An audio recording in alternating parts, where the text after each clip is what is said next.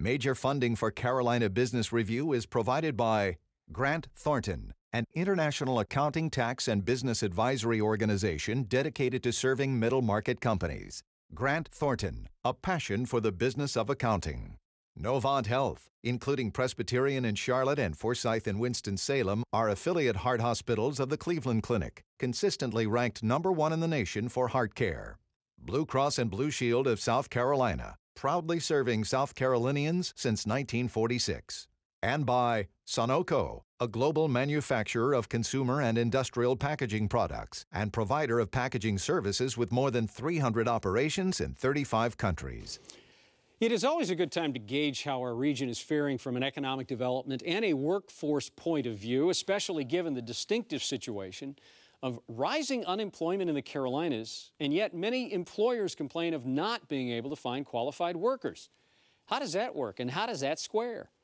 Welcome back, and thank you for supporting and watching the most widely watched program on Carolina business and public policy. I'm Chris William, and from across the Carolinas, experts join us to discuss some of the issues most affecting our communities, and we will start in just a moment. Major funding also by the Duke Endowment, a private foundation in Charlotte enriching communities in the Carolinas through higher education, health care, rural churches, and children's services. And by Blue Cross and Blue Shield of North Carolina. Who's responsible for rising health care costs? Join Blue Cross and Blue Shield of North Carolina and many others in a candid discussion at letstalkcost.com. This edition of Carolina Business Review was recorded August 23, 2012. On this week's program, Loren Kennedy of Kennedy Advisors, LLC, Dr. Susan Peters of Francis Marion University, Natalie English of the Charlotte Chamber of Commerce, and Russell Stahl with Greenville Forward. Now, Chris William. Okay, so welcome, gang. You know, we've heard, everyone talks about how the economy's doing, how they feel about how the economy's doing. From your point of view, and Natalie, I'm going to start with you. Unemployment's high, people unsure, middle class is getting challenged, credit, lending, housing seems to show some life. I mean, how would you kind of aggregate all of these things, and how do you feel about how things are going? Well, I'll start by saying I think we don't know for sure until after the election. I think that we are at a point right now that folks are just pausing. That's what we're seeing and hearing around the chamber, and saying it depends. So, but prior to that, and I think after the election, I think we're in a slow recovery. I'm not afraid of falling back into a recession. Jobs are being created, certainly in this region and across the state of North Carolina. And we're seeing folks considering job offers where 3 years ago, everybody was afraid to even think about another job because they were just intent on keeping the one they had. Yeah, Susan, how does that square with you? I'd have to agree.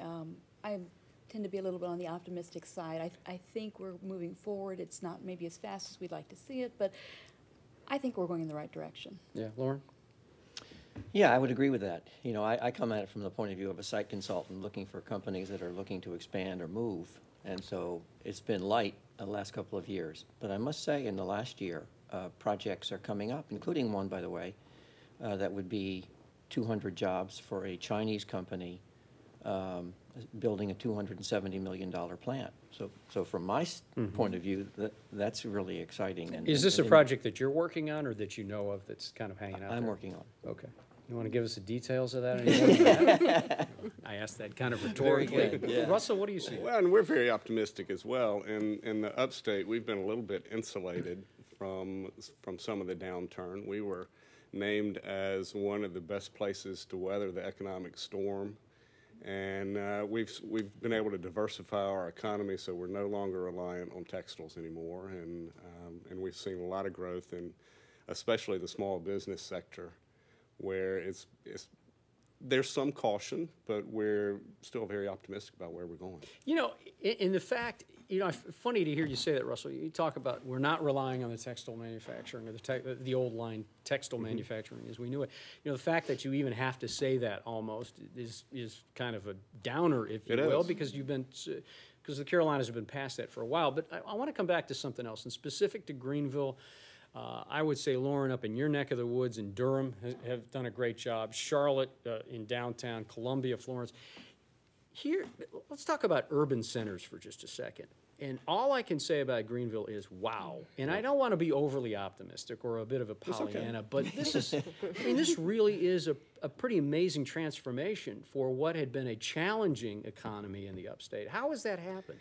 It's an amazing overnight 30-year transformation. Downtown Greenville was really started, that revitalization was started 30 years ago with Max Heller, who was mayor. And now it's turned into a mecca for young people, a mecca for new businesses, and a place that people want to be. We're very proud, and I think people that live in the upstate are very proud of downtown Greenville and own it. We just did a survey of Greenvillians, and one of the findings was 87% of people say that Greenville is a great place to live. And that's astounding. Nice. That is, you know, Charlotte, 15 years ago, Natalie, maybe even 10 years ago, you could have fired a cannon off in downtown Charlotte on a Saturday night and hit maybe one person. And here is the town that was clearly, and still is clearly, kind of the center of commerce for the Carolinas. How has Charlotte been able to do that? Was that banking? Was that the fact that there was so much growth population-wise? What was there one thing that did? Oh gosh, no. There were lots of things. I think that certainly banking played a role in the number of jobs that they had concentrated in the center city, but then also the public-private partnerships to build the assets and the amenities that attract young people, certainly, football teams, basketball teams, art museums. All of those things have contributed, and then to add mass transit. Public transportation is appealing to young people, and it's something they look for when they want to pick a place to live. Susan, and what about the creative class? How does that factor into what we're talking about here? I think that's very important. Downtown Florence is in the middle of a revitalization effort as well, and creativity is one of the main things. Art Trail Gallery, some of the other things that we're doing with artisans and things. I think they are the people who are more willing to take a chance and to invest in a downtown. So we've been moving that direction in Florence, and I think it's going to be a very good move for the city. You know, on this program a few months ago, Stephen Wakila, right? Wakila. Yeah, mayor of Florence.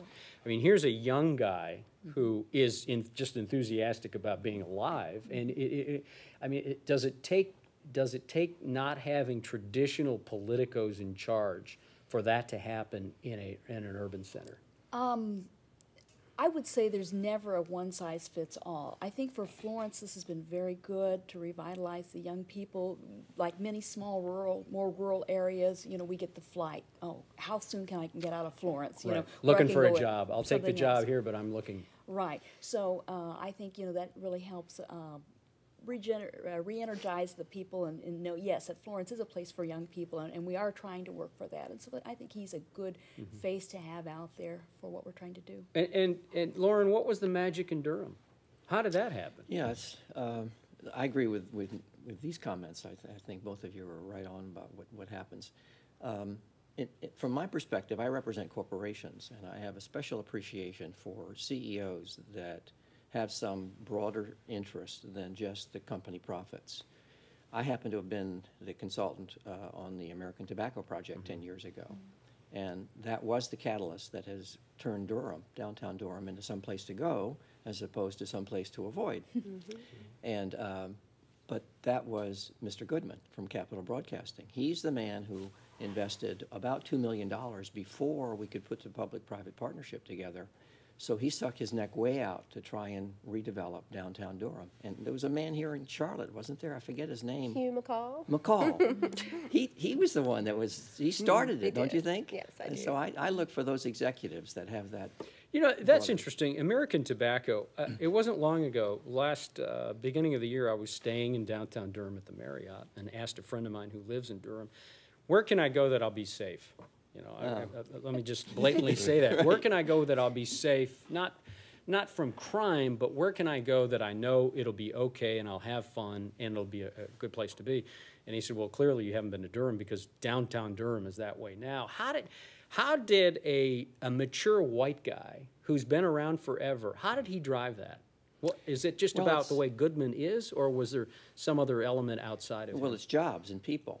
I mean, the deal that we struck, the development agreement that he signed, committed to 1,200 jobs, I think it was. And then he went to his friends that headed up GlaxoSmithKline, Duke University, and said, would you mind leasing a couple of 100,000 feet from us? And they signed. So there were several key executives that agreed to make all that happen. So then when you pump all those jobs downtown, then people will take more chances on the restaurants and other amenities. So my view is it's a ripple effect that happens with that first decision. One thing that's really worked with us is the partnerships, the public-private partnerships, especially. We're tax averse. We don't like taxes in Greenville. We're very conservative, and so we've had to be very creative about finding ways to fund the arts, finding ways to fund infrastructure, and the people in Greenville have stepped up. We're very giving. We've given away a lot of money philanthropically. And it also goes back to that ownership of people feeling like they're part of the community. I grew up in Greenville, and I left when I was 18 because there was nothing there that interests me. And it took me 16 years to come to my senses and come back. But the Greenville I left in 1978 is completely different than the Greenville that I came back to. How do you do that? Who do they give to? To the chamber, or what's the mechanism? I guess one of the biggest is probably the Peace Center.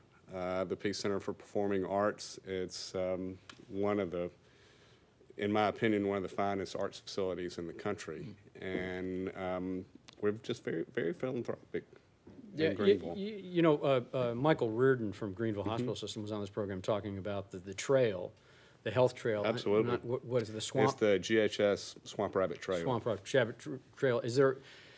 And I know you're probably excited about it, but is it bona fide to say that that could be the next large developmental piece for Greenville? Probably. When the trail was conceived, it was a battle. Yeah. And many of the things that have gone on have been a battle. One group doesn't think that it's the right thing to do. Swamp Rabbit is a great example of that. But now, in retrospect, it has saved Travelers Rest, which is a bedroom community to the north.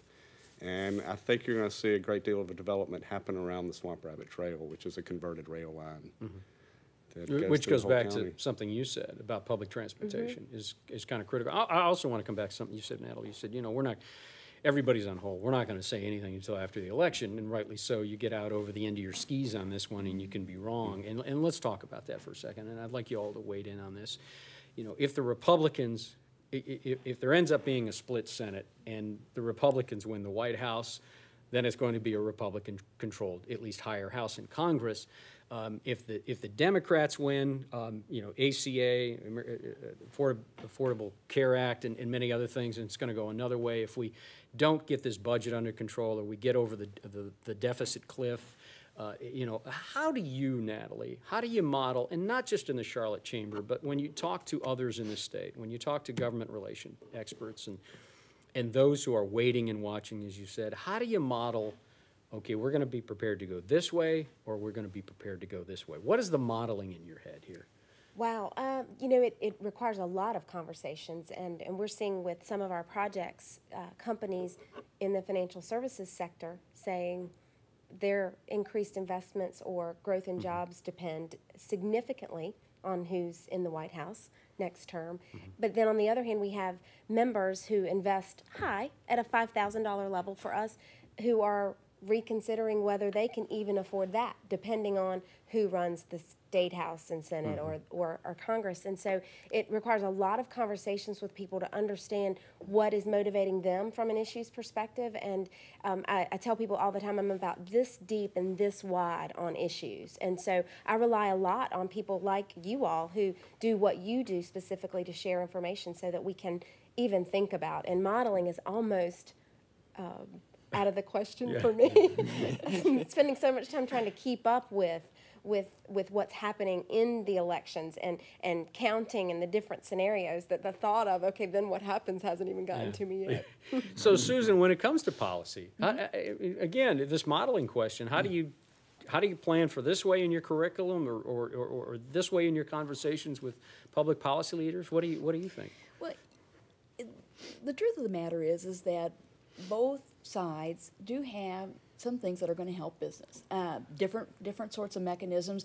You know, certainly some things are going to be better for the bigger businesses and the home runs. Some of them are going to be better for the homegrown entrepreneurs and things. So I think it is a little bit of a wait and see, and whichever way we go, you know, we can adapt. We can.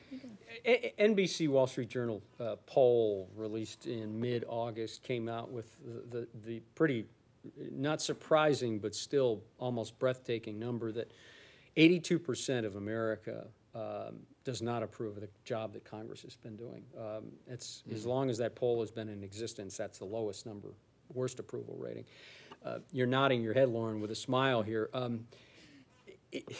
So where can we go with this one? How does that affect when people have that low of confidence of those who set policy? Is that scary to you? It is scary. It suggests what's happened, which is gridlock. And the problem that we all have is, if you have gridlock, how are you setting policy? How are you moving forward with the things that have to be done? So, in a word, it saddens me. But I would also add, I wonder about Americans. You know, I really wonder about, we're the ones that put them in. And so the ideology that they have reflects each segment of our society. So to me, it's a broader question about what do Americans want? You know, we're not as homogenized as we used to be, and I think the splintering has got people yelling at each other. And I would say that that each of those groups is convinced that they have the right answer. Right. And there's Yes. no room for conversation That's right. and That's what I see. compromise. And I that agree. scares me more than anything. Is that, yeah, but back to Loren's point, is that defective citizenship, or is that the fact that we just don't have the right people in No, office? I said that's the groups of citizens Yeah. who believe what they believe about whatever the issue is and believe their answer is the only right answer. They've elected a representative that represents their views, and then another group that feels absolutely opposite to that. They've elected somebody who represents their views. So I wouldn't say it's necessarily who is in office. I believe our elected bodies represent our citizenry, so they're doing the jobs they've been sent to do. It's just that we're all so different, and we're so dug in. There's a cultural change. We're much less willing to compromise. You know, if I have to give in, then you're right and I'm wrong, and I'm not willing to go. I'm not willing to say there's two ways of maybe getting to the same. How did we find ourselves here, though? It hasn't always been this way, or has it? You know, that's a good question. You know, people who study culture will say these things evolve over decade after decade after decade, and you know, it has just sort of crept up into this for a lot of different reasons. And you know, I would not be the person to give you all the whys and wherefores of that. But sure. But back to your point on the poll, we did a similar poll when we were looking at creating a culture that values learning, and the poll numbers we got were 14% of Greenvillians thought that our elected officials are held accountable for education. The good news on the survey, however, is 87% say that they make the connection between economic development and education. So when we talk about community development, we've changed our language to be more along the lines of it's not location, location, location, it's education, education, education. And if we're competing with other communities like Austin, where 52 or 54% of their population has a baccalaureate degree, we're challenged because 30% of our population has a baccalaureate degree. Spartanburg is 19%. Right. So we're at an automatic disadvantage when we're competing for companies moving in and workforce development. Well, Russell, I want to come back. Tom Ross, who's the president of the UNC system, was on this program just a couple of weeks ago. And we posed the question to him, is the value of an education still there? And it was in the context of the spiraling cost of going to school, even at UNC, that's traditionally been, you know, the lowest cost point, USC with the lottery. And of course, President Ross said, yes, it is. But here's the other thing, is when you talk about qualified graduate, undergraduate students, young and old, working at Starbucks, where is the value of that education? How does that factor into it? And does everyone need a four-year education? The high school I noticed graduation. you didn't want to answer that. She looked away right away. Yeah, she did. Very coyly, I think that worked. I personally don't think everyone does. A four-year degree isn't for everyone. However, our high school graduation rates are abysmal. And how can we, but it's a deeper issue than that. It's creating a serious culture change of moving from our textile heritage, where you got out of school and then you went and worked in the family business or you worked in the mill, to now creating a culture where learning is not just a classroom. It's when you get out of the classroom, you're learning every day, you're learning all the time. And there's a connection, too, between learning because I have to check off these boxes or jump these hurdles, and learning because I can use this my lifetime. And I know, as an educator, it's one thing I'm really trying to inspire my students that, okay, maybe you don't want to start a small business, but the skills you're going to learn in this class are going to serve you well in these other ways. So it's not so much learning so they can pass my exam, but learning so that they've got something that they can work on that. And this is, again, a cultural change, an attitude change. We've so much...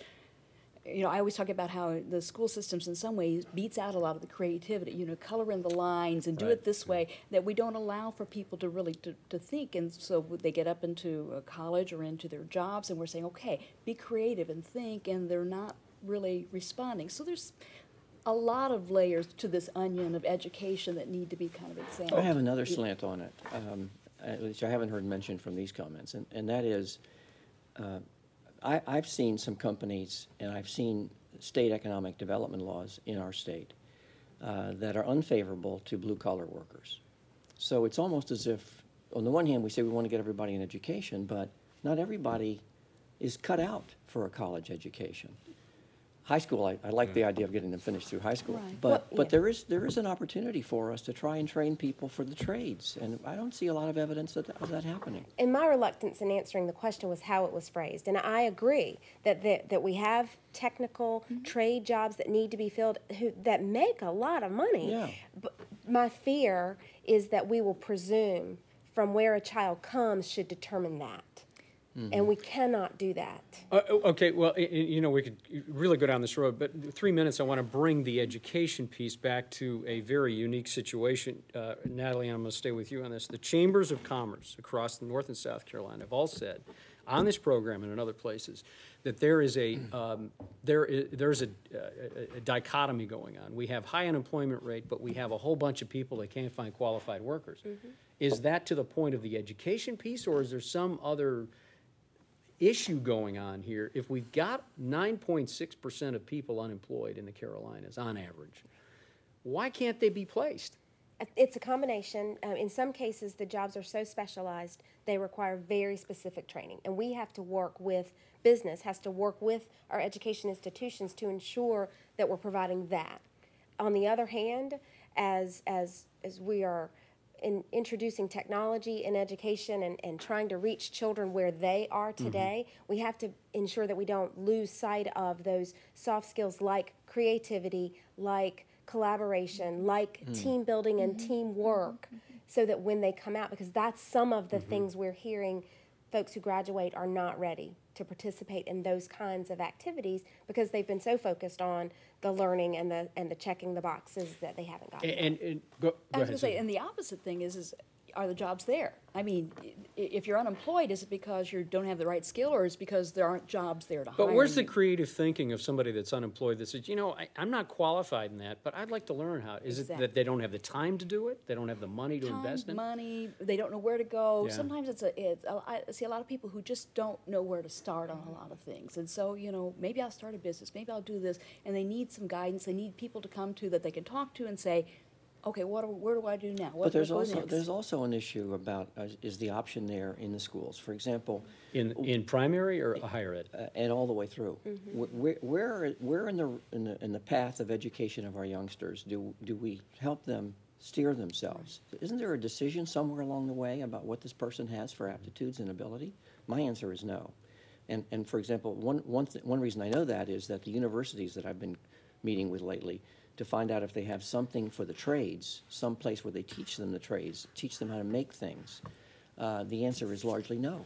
It's going to have to be the last word, Loren. I wish we had more time. I mean, clearly, all very exciting, and thank you all for joining us. Loren, good to have you on the program. Susan, thanks for coming up from Florence.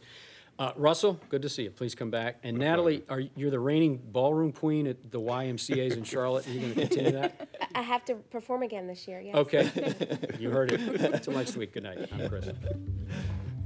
Major funding for Carolina Business Review was provided by the Duke Endowment, a private foundation in Charlotte enriching communities in the Carolinas through higher education, healthcare, rural churches, and children's services. Blue Cross and Blue Shield of North Carolina. Who's responsible for rising healthcare costs? Join Blue Cross and Blue Shield of North Carolina and many others in a candid discussion at letstalkcost.com.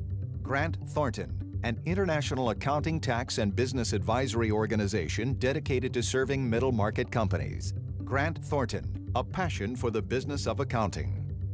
Novant Health, including Presbyterian in Charlotte and Forsyth in Winston-Salem, are affiliate heart hospitals of the Cleveland Clinic, consistently ranked #1 in the nation for heart care. Blue Cross and Blue Shield of South Carolina, proudly serving South Carolinians since 1946. Sunoco, a global manufacturer of consumer and industrial packaging products and provider of packaging services with more than 300 operations in 35 countries. And by viewers like you. Thank you. Promotional consideration provided by Business North Carolina Magazine. For more information, visit carolinabusinessreview.com.